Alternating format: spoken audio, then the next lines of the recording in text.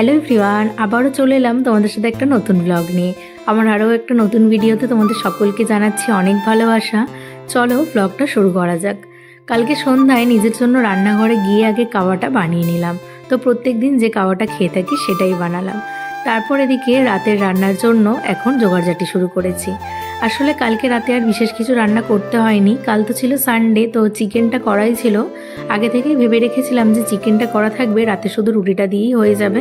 বাবা চিকেন খায় না, তাই বাবা ছোটো মা ওদের জন্য মিষ্টি আনা হয়েছিল রাতের বেলা, কারণ বাবা ছোটো মারা মিষ্টি দিয়ে রুটি খেতে ভীষণ পছন্দ করে। আর ছোটো মা দুপুরবেলা চিকেন দিয়ে ভাত খেয়েছিল, রাতের বেলা চিকেনটা খাবে না বলছিল, যার জন্য ওরা মিষ্টি দিয়েই খেয়েছিল। আর তোমরা যারা আমার অনেক আগে থেকে ব্লগ দেখো তারা হয়তো জানো, আমি অনেকবারই বলেছি ব্লগে যে আমার বাড়ির মানুষজন মিষ্টি দিয়ে রুটি খেতে খুব পছন্দ করে, মানে কোনো তরকারি লাগে না, মিষ্টি হলেই ওদের রুটি খাওয়া হয়ে যায়।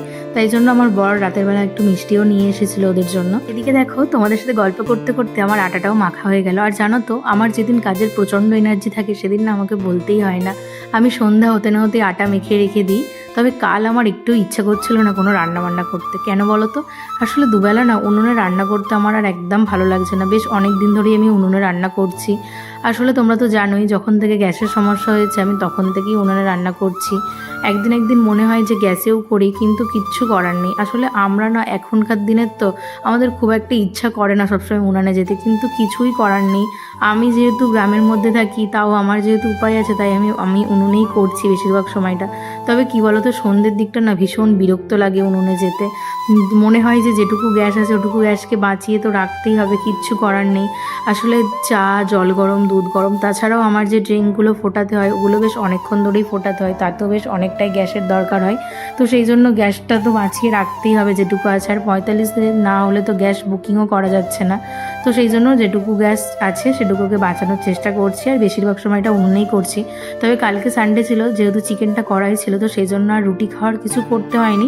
তাই ভাবলাম যে রুটিগুলো গ্যাসেই করে নিই, কাল আর উনানে যাইনি। তো 8-10টা মতো রুটি হয়েছিল, ওগুলো গ্যাসেই করে নিয়েছিলাম। তো দেখো এদিকে কিন্তু আমার সব রুটিগুলো হয়ে গেল। পিসিমা প্রত্যেকটা রুটি বেলে দিল আর আমি এক এক করে সেঁকে নিলাম। আর তারপর দুপুরের চিকেনটা এখন আমি একটু গরম করে নিচ্ছি, যেহেতু ঠান্ডা হয়ে গেছে, সেই দুপুরবেলা হয়েছে।